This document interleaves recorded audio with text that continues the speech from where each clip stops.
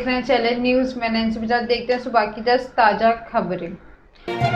केंद्र कर्मचारियों का डीए 4% बढ़ा। केंद्र सरकार ने दिवाली से पहले केंद्र कर्मचारियों को तोहफा दी है। सूत्रों के मुताबिक कैबिनेट बैठक में सरकार ने केंद्र कर्मचारियों का महंगाई भत्ता डीए 4% बढ़ाने का फैसला लिया। पिछली बार सरकार ने मार्च डीए बढ़ाया था। यह 1 जनवरी 2022 में लागू हुआ था। मार्च में सरकार डीए में 3% की बढ़ोतरी की थी, यानी इसे 31% से बढ़कर 34% कर दिया गया था। अब 4% बढ़ने के बाद 38 हो जाएगा। सरकार की महंगाई भत्ते बढ़ाने देश में 50 लाख कर्मचारियों और 65 लाख पेंशन धारकों का फायदा होगा। कैबिनेट ने पीएम गरीब कल्याण योजना को 3 महीने बढ़ाने का फैसला लिया है।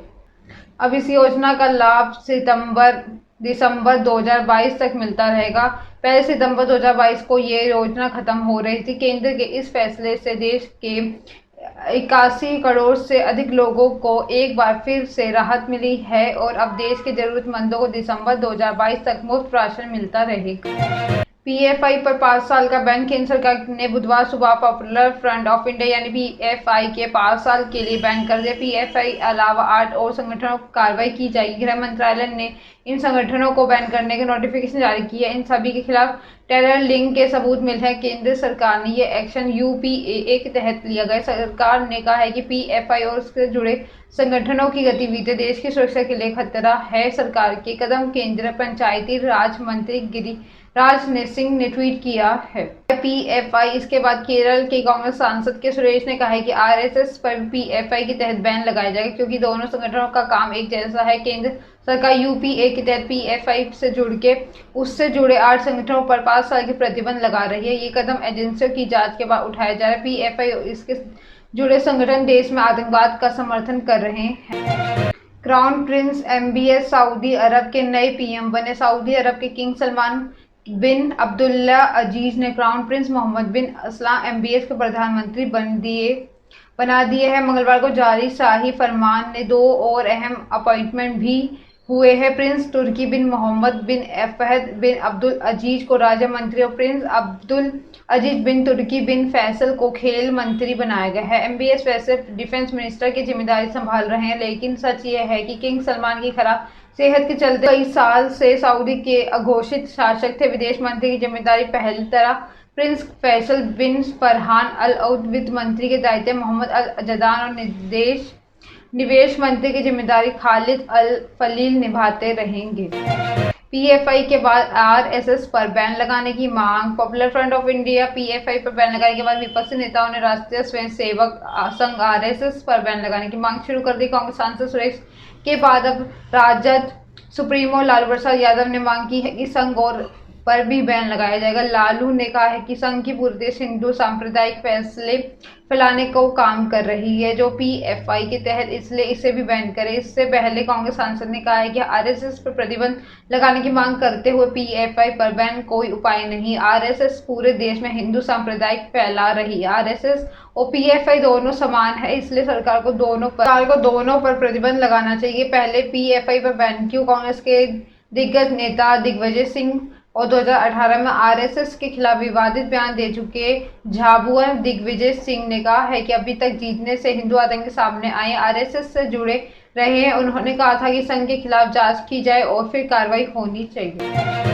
हिमाचल कांग्रेस को एक बड़ा झटका। हिमाचल विधानसभा चुनाव से ठीक पहले कांग्रेस को एक और बड़ा झटका लगा। पार्टी के वर्किंग प्रेसिडेंट एवं पूर्व मंत्री हर्ष महाजन ने बुधवार को भारतीय जनता पार्टी ज्वाइन की है। उन्होंने दिल्ली के केंद्रीय मंत्री पीयूष गोयल से मौजूदगी में भाजपा का दामन थामा। हर्ष महाजन को 6 बार मुख्यमंत्री स्वर्गीय वीरभद्र सिंह रणनीतिकार माना जाता है। इसी वजह से कांग्रेस हाईकमान के वीरभद्र सिंह निधन के बाद उसी साल मई में मां की पार्टी का वर्किंग प्रेसिडेंट बना है। लेकिन महाजन ने विधानसभा चुनाव से कुछ वक्त पहले ही कांग्रेस का दामन छोड़कर पार्टी को बड़ा झटका दिया है। उन्होंने प्रधानमंत्री नरेंद्र मोदी के नेतृत्व पर विश्वास जताते हुए बीजेपी ज्वाइन की है। बीजेपी ज्वाइन करने के बाद हर्ष महाजन ने भाजपा के राष्ट्रीय अध्यक्ष जेपी नड्डा से मुलाकात की। दिल्ली में मीडिया से बातचीत करते हुए हर्ष महाजन ने कहा है कि उन्होंने 45 साल कांग्रेस में काम किया। आज कांग्रेस दिशाहीन और नेता विहीन पार्टी हो गई। पार्टी के पास ना विजन है, ना ही ग्रास रूट और कार्य करने के लिए कार्यकर्ता है। चंडीगढ़ एयरपोर्ट का नाम बदल चंडीगढ़ इंटरनेशनल एयरपोर्ट का नाम बदल गया है। आज से शहीद भगत सिंह इंटरनेशनल एयरपोर्ट के नाम से जाना जाएगा, इसलिए पंचकुला और मोहाली के नाम नहीं जोड़ा गया। बुधवार को केंद्रीय वित्त मंत्री निर्मला सीतारमण ने नाम बदली कर उद्घाटन किया। इस मौके पर केंद्रीय मंत्री वीके सिंह के अलावा पंजाब के सीएम भगवंत मान, हरियाणा के डिप्टी सीएम दुष्यंत चौटाला और अनिल विज के साथ दोनों राज्यों के गवर्नर बंडारू दत्तात्रेय BL पुरोहित मौजूद रहे। नाम बदली साथ एयरपोर्ट के नामकरण को लेकर पंजाब और हरियाणा सरकार के बीच 7 साल से चला आ रहा गतिरोध भी पूरी तरह से समाप्त होगा। पंजाब के सीएम भगवंत मान ने एयरपोर्ट का नाम शहीद भगत सिंह के नाम पर रखने के लिए पीएम नरेंद्र मोदी को शुक्रिया कहा। उन्होंने एयरपोर्ट में से अमेरिका और कनाडा के लिए डायरेक्ट फ्लाइट की मांग उठाई। खास बात यह है कि इस कार्रवाई में पंजाब के सीएम भगवंत मान और गवर्नर BL पुरोहित मंच साझा कर रहे हैं। कुछ दिन पहले दोनों के बीच पंजाब विधानसभा का सेशन बुलाने को लेकर खूब तल्खी हुई थी। उद्धव ठाकरे को सुप्रीम कोर्ट से झटका। शिवसेना विवाद में मंगलवार को सुप्रीम कोर्ट से एकनाथ शिंदे गुट को एक बड़ी राहत मिली है। जस्टिस DY चंद्रचूड़ की अध्यक्षता वाली संवैधानिक बेंच में पार्टी और शिंदे गुट के दावे को लेकर चुनाव आयोग की कार्रवाई पर लगी रोक हटा दी गई। अब आयोग सिर्फ सेना के चुनाव चिन्ह पर फैसला कर सकता है। ये उद्धव ठाकरे के लिए बड़ा झटका है, क्योंकि उद्धव इस मामले में विधायकों की योग्यता का फैसला होने का इलेक्शन कमीशन की कार्रवाई कर रोक लगाने की मांग की थी। उद्धव की याचिका पर सुनवाई करते हुए 23 अगस्त को जस्टिस NV रमन्ना की बेंच ने केस संवैधानिक बेंच को ट्रांसफर करते हुए चुनाव आयोग की कार्रवाई पर रोक लगा दी। जस्टिस रमन्ना ने कहा है कि संवैधानिक बेंच पर तय करेगी कि आयोग की कार्रवाई जारी रहेगी या नहीं। इससे पहले चुनाव आयोग ने सिंबल को लेकर शिंदे गुट की याचिका पर सभी पक्षों को नोटिस भेजकर जवाब देने के लिए कहा था। अयोध्या को मिली लता चौक, 40 फीट ऊंची वीणा लगी। उत्तर प्रदेश के अयोध्या में सरूर के किनारे नया घाट चौराहा अब लता मंगेशकर चौराहे के नाम से जाना जाएगा। सुर समा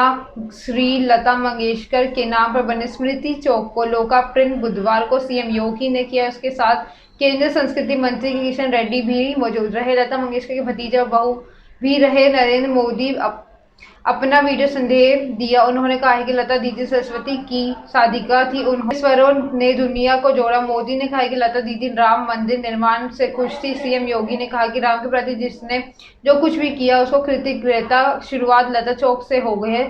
तुलसीदास वाल्मीकि नाम पर भी चौराहे बनेंगे। विकास हमारी प्राथमिकता, पूरे विश्व को अयोध्या सीधे जोड़ेगी। अयोध्या के इंटरनेशनल एयरपोर्ट बन रहा है। सावन में काशी में 1 करोड़ भक्त आए। शारदा और लक्ष्मी की कृपा अयोध्या पर बरसने लगी। अयोध्या सोच संस्थान की पत्रिका के 10 अंकों का विमोचन सीएम योगी ने किया। संजू सैमसन बनेंगे टीम इंडिया के उप कैप्टन। केरल के युवा बल्लेबाज संजू सैमसन के साउथ अफ्रीका के खिलाफ 6 अक्टूबर से शुरू हो रहे वनडे सीरीज के लिए भारतीय टीम का उप कैप्टन बनाया जा रहा है। भारतीय क्रिकेट बोर्ड BCCI के सूत्रों ने जानकारी दी है कि भारत और साउथ अफ्रीका के बीच 6 अक्टूबर लखनऊ में, 9 अक्टूबर को रांची में और 11 अक्टूबर को दिल्ली में वनडे मैच खेले जाएंगे। इससे पहले 28 सितंबर से दोनों टीमों के बीच 3 T20 इंटरनेशनल मैचों की सीरीज खेली जानी है। सैमसन T20 टीम का हिस्सा नहीं है। साथ ही उन्होंने अगले महीने ऑस्ट्रेलिया में शुरू हो रहे T20 वर्ल्ड कप के लिए टीम इंडिया में शामिल नहीं किया गया। वनडे सीरीज के लिए IPL 2022 में शानदार प्रदर्शन करने वाले युवा स्टार को भी मौका मिल सकता है। उनके बारे में आप इस खबर में आगे पढ़ेंगे। ऐश्वर्या राय ने छुए मणिरत्नम के पैर। मणिरत्नम के निर्देशन में बनी फिल्म पोन्नियन सेल्वन 30 सितंबर को सिनेमाघरों में रिलीज होने जा रही है। ये पैन इंडिया फिल्म है जिसमें बॉलीवुड से लेकर साउथ के सितारे एक साथ स्क्रीन शेयर करते हुए नजर आएंगे। ये फिल्म ऐश्वर्या राय भी नजर आएगी और ये इन दिनों में इस बिग बजट फिल्म में जमकर प्रमोशन कर रही है। इसी बीच ऐश्वर्या राय का एक वीडियो सामने आया जिसमें वो मणिरत्नम के पैर छूते नजर आ रहे। दरअसल ये वीडियो PS1 के प्रमोशनल इवेंट का है। वीडियो में वो मणिरत्नम बगल में बैठी दिखाई दे रही है और वो झुककर उनके पैर छूने लगती हैं। अब ऐश्वर्या के इस अंदाज की सोशल मीडिया पर फैन जमकर तारीफ कर रहे हैं। बता दें कि ऐश्वर्या राय मणिरत्नम को अपना गुरु मानते। साल 1997 में ऐश्वर्या राय ने मणिरत्नम की फिल्म इरुवर में सिनेमा जगत में कदम रखा था। इसके बाद वह मणिरत्नम को निर्देशन में इरुवर में सिनेमा जगत में कदम रखा था। इसके बाद वह मणिरत्नम के निर्देशन बनी फिल्म गुरु और रावण में भी दिखी थी। ये सुबह की 10 ताज़ा खबरें। ऐसे अपडेट्स के लिए बने रहे हमारे साथ। हमारे चैनल को लाइक करें, कमेंट करें एंड सब्सक्राइब करना ना भूलें। धन्यवाद।